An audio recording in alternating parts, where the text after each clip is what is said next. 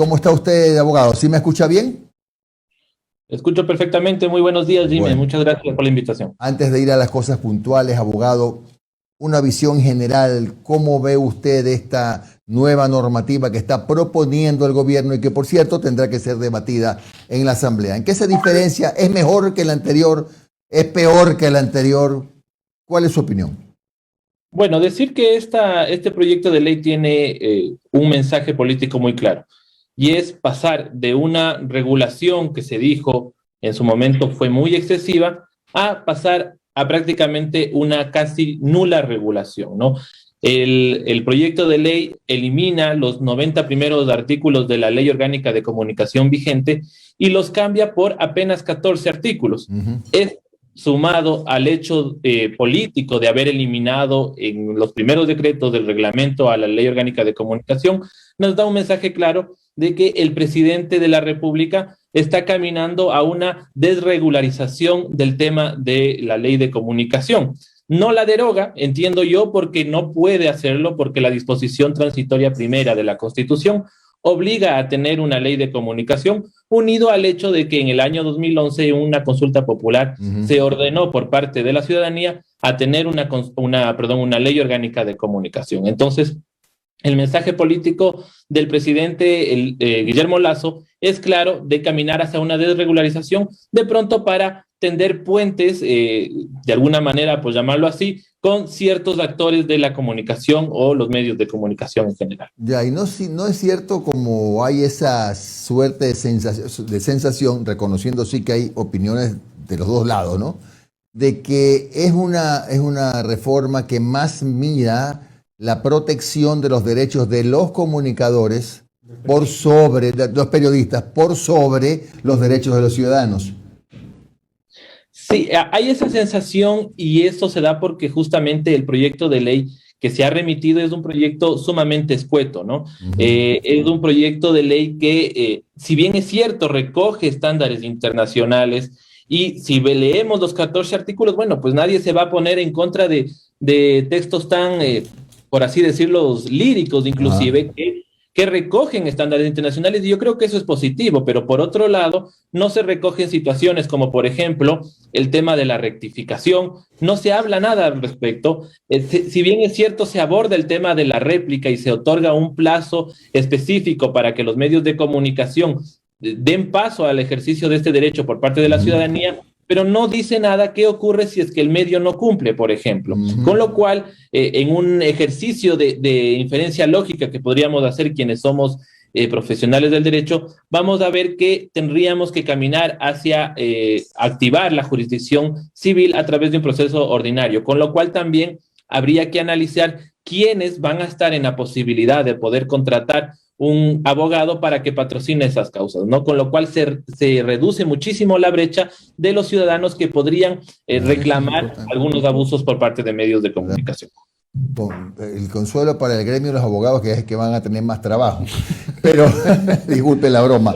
Pero, y esto de que la calumnia va a ser despenalizada, ¿usted nos puede explicar qué concretamente significa en esa reforma? Claro que sí. El proyecto de ley contiene una disposición derogatoria que elimina dos conductas penales que están previstas en el Código Orgánico Integral Penal. Por una parte, el tema del artículo 182 que regula el delito de la calumnia.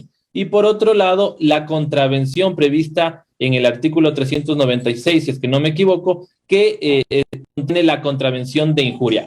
Son dos conductas totalmente diferentes, ¿no? Por un Ujú. lado, la injuria como aquella conducta que implica la emisión de criterios, de epítetos Ujú. o de pronto comentarios que podrían ir en descrédito de una persona Ya, sin necesidad de que se le atribuya algún cometimiento de un delito, ¿no? Un ya, insulto, digamos, por así ya, decirlo. ok, ¿Quién podría no estar penalizado? ya. Yo en esto coincido. Pero por otro lado está el delito de la calumnia, que es una conducta penal que sanciona la falsa imputación de un delito, es decir, Ujú. cuando a alguien se le atribuye que ha cometido de forma falsa un delito, se le dice, qué sé yo, que es un estafador, que es un ladrón, que es un violador, que es un Narcotraficante, cualquier cosa. Exactamente, eso se estaría eliminando y tiene una lógica detrás. Entiendo cuál es la intención y es que no se penalice la opinión de los periodistas Ya. que puedan emitir en medios de comunicación, pero también deja abierta la posibilidad de que estas conductas sí se repliquen en otros espacios. Un colega, un vecino, un amigo, bien podría entonces el día de mañana atribuirle a otra persona el cometimiento de un delito. O sea, por cuidar este tema en la ley de comunicación, por extensión, resulta que mañana pasado, efectivamente, en su barrio un vecino le dice, oiga, pero si usted es un narcotraficante descarado, etcétera, eso ya no es calumnia, ya no es delito penal, no es penal. Así es, ya no sería delito penal y quedaría entonces la vía civil para pedir de pronto una indemnización. O sea, una multa. O sea, me dices narcotraficante, entonces yo te cobro una multa porque me dijiste narcotraficante y no soy. Esa es la idea. Y la honra quedó manchada. Terrible. Una reparación civil. Ya, a ver, sigamos. Abogado, ¿cómo está? Omar Jaén le saluda. Muy buenos días. Gracias por su tiempo, abogado. Gracias, Omar. Buenos días. Con respecto al tema, volvamos al tema del Consejo de Regulación. Usted bien lo acotaba. Eso estaba en la pregunta 9 de la consulta popular, en donde se decía, créese un Consejo de Regulación. Ya. Al momento de derogar los 90 y pico artículos primeros de la ley de comunicación actual, ¿ya con eso se puede o se tiene que ir a una consulta popular para derogar el Consejo de Regulación que fue decidido en consulta popular en 2011? Sí, justamente esa es una de las falencias que tiene este proyecto de ley, ¿no? Por una parte, el Consejo de Regulación de la Comunicación, que como usted bien lo anota, Omar, fue una orden de la ciudadanía en esa consulta popular, y por otro lado también el eliminar el sistema de comunicación previsto en el artículo 384 de la Constitución. Nuestra Constitución ordena que la ley regule un sistema de comunicación y con esta ley se estaría eliminando, porque nada se dice respecto, por ejemplo, de la clasificación de tipo de medios. Privados, comunitarios y públicos, ya no se recoge esta clasificación. Tampoco se habla de franjas horarias ni de clasificación de contenidos. Y obviamente también se elimina el Consejo de Regulación de la Comunicación, lo cual podría tornar el proyecto de ley en inconstitucional. Esto tendrá que analizarlo a detalle la Asamblea Nacional, porque la única forma de decidir que no exista un Consejo de Regulación de la Comunicación es justamente a través de una consulta popular. Recordemos que en derecho las cosas se deshacen, ¿cómo se hace? Claro, ahora, solamente para tener claro y para repetirlo, por si acaso alguien se perdió la primera parte de la entrevista, se elimina también esta posibilidad para que un ciudadano acuda a la Defensoría del Pueblo, ¿no? Para defenderse ante lo que considera un ataque o una ofensa por parte de un medio de comunicación, ¿verdad? Así es, yo he sido muy crítico con ese aspecto, porque si bien es cierto, la intención aparente del proyecto de ley es democratizar, entre comillas, la palabra, resulta que también se está dejando en desprotección a ciertos ciudadanos, ¿no? Y, por ejemplo, yo les decía, se establece el derecho a la réplica, pero nada se dice qué ocurre si es que el medio incumple. ¿Qué ocurre, por ejemplo, con la rectificación? No existe ya una regulación en torno a la rectificación, con lo cual un medio puede publicar una información no contrastada, no verificada o no contextualizada, y no existe un medio para reclamar aquello, ¿no? Nada se dice tampoco, por ejemplo, de un contenido discriminatorio. ¿Qué ocurre, por ejemplo, si en un titular se hace apología al racismo o a la homofobia? O se siguen emitiendo aquellos programas de pésimo humor, déjeme decirle también, donde, por ejemplo, se denigraba a personas afro o se maltrataba a personas de distintas preferencias sexuales, ¿no? Y justamente esto, unido al hecho de que ya no existe una institucionalidad que pueda respaldar al ciudadano para reclamar sus derechos ante la vulneración de los mismos por parte de un medio de comunicación, dejarían de protección a los ciudadanos y tendrían que acudir ante la vía judicial, con lo cual tendrían que contratar un abogado, ¿no? Recordemos, solo se me permite, recordemos que existía antes una superintendencia de comunicación que yo personalmente considero que no hizo bien su trabajo y más bien se tornó en un instrumento incluso de pronto de sanción excesiva a medios de comunicación, y con esa lógica se trasladó esa responsabilidad a la Defensoría del Pueblo para que sea un garante de los derechos. Y ahora en este proyecto de ley simplemente se lo elimina y, como indico, los que podrán reclamar serán quienes puedan contratar abogados. Antes de darle el paso a Londra, ¿qué pasa con el tema de la división del espectro radioeléctrico? ¿Se acuerda que se hablaba que era un 33 para los privados, 33 para los medios públicos y 34 para los comunitarios? ¿Qué pasa ahora que se elimina, creo que también ese articulado? A ver, hay que dejar en claro una cosa, ¿no? Primeros 90 artículos son los que se eliminan y esos primeros 90 artículos se los reemplaza por 14 artículos de este proyecto de ley. Y a partir del artículo 90.1 sería, se deja vigente la ley actual, pero se le cambia el nombre. Ahora va a ser una ley de producción nacional, publicidad y algo más, no, se me escapa el nombre. Y ahí es justamente donde se regula el tema del espectro radioeléctrico. Recordemos que sobre esto ya hubo una reforma por parte de la asamblea que terminó su periodo, que fue iniciativa del presidente Lenín Moreno, donde ya se hizo una modificación al respecto, pero sí se dejó claro que el 34% del espectro tiene que ir a medios comunitarios. ¿Cómo está, abogado? Le saludo a Alondra Santiago, solo para confirmar la confirmación. En este proyecto de ley, en el artículo 6 se habla del derecho a la réplica o respuesta. En la anterior ley de comunicación, esto está en el artículo 23 y el artículo 24. Pero como ya usted había mencionado, se eliminan estos 90 primeros artículos. El tema de la rectificación y la réplica igual constan en este nuevo proyecto de ley. Buenos días, Alondra, qué gusto saludarle. Sí.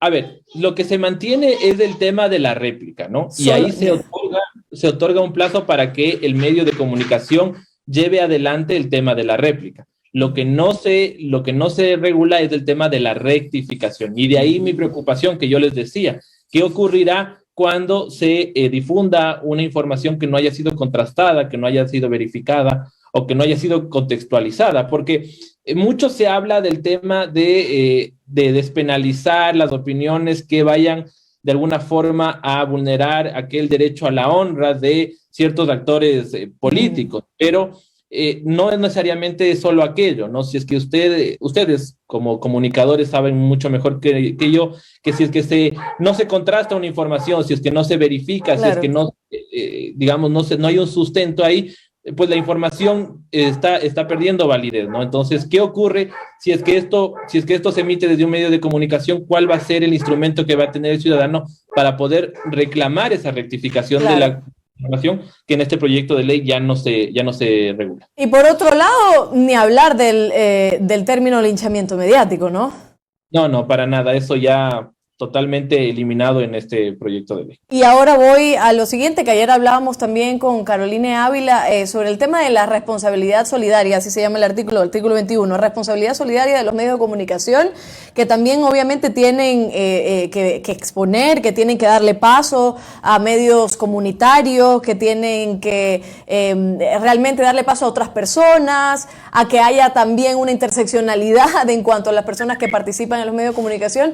Esto también de alguna forma se elimina, y es lo que decía Carolina ayer, ¿no? Que se está respaldando más a los periodistas que a la comunicación social en general. Así es. Yo también coincido con esa óptica. Realmente es un proyecto de ley que está orientado más a la protección de medios de comunicación y periodistas, que no está mal. Yo no digo que no se deba proteger a los medios de comunicación y a los periodistas. Eso es normal en un Estado democrático, tiene que hacérselo, pero sin desproteger a los ciudadanos, ¿no? Y si es que hay estas regulaciones, y no solo aquella que usted menciona, Alondra, hay, por ejemplo, insisto, el tema del contenido discriminatorio, ¿no es cierto? Son situaciones que yo creo que los medios de comunicación se transforman también en actores importantes de la sociedad y de alguna forma tienen esa responsabilidad educadora también, y por lo tanto llevar adelante, por ejemplo, contenidos discriminatorios, tomar posición respecto de procesos judiciales, que tampoco nada se dice en el proyecto de ley, podría más bien acarrear a imponer una opinión pública de forma errada, claro, desconociendo otros y también se olvida en este nuevo proyecto de ley el tema de los espacios de comunicación, por ejemplo, como ahora estamos viendo el tema de Educa y las clases en los medios de comunicación. Eso también desaparece de alguna otra forma, ¿no? Sí, claro, sí, porque eso es importantísimo. De alguna forma es así, porque además se elimina, como se eliminó el reglamento, que también yo creo que fue una acción demasiado apresurada por parte del presidente de la República, se eliminan todas estas situaciones que hacen ejecutable lo que ahora se prevé en la ley. El espacio de Educa TV, por ejemplo, que usted señala, Alondra, es muy importante. Ahora mismo, sin reglamento, no se le podría exigir al medio de comunicación que emita ese contenido, ¿no? Me parece, insisto, una decisión apresurada que además le pone al presidente Lasso a caminar sobre el filo de la navaja, porque recordemos que es obligación del Ejecutivo emitir un reglamento a la ley de comunicación vigente. Al haberlo eliminado, podríamos estar hablando incluso de un incumplimiento de funciones. Hay un artículo también, si no me equivoco, que protege a los ciudadanos para que sus chats no sean revelados sin una orden judicial. ¿Qué le parece a usted eso? Bien, a ver, yo creo que es correcto, digamos, de alguna forma, no vulnerar el derecho a la intimidad, ¿no? Eso es correcto, y para ello solamente debe ocurrir siempre y cuando exista una orden judicial. Claro.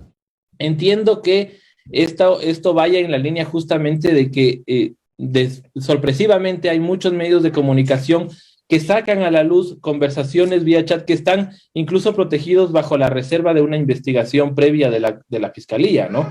Entonces, me parece adecuado poner una restricción en este sentido y que se acceda a los mismos siempre y cuando exista una orden judicial y no se vulnere el derecho a la intimidad. Gracias, abogado Gustavo Chiriboga, por su visión sobre la nueva ley de comunicación que se va a debatir y cómo se va a debatir. Va a ver. Buen día. Muchísimas gracias.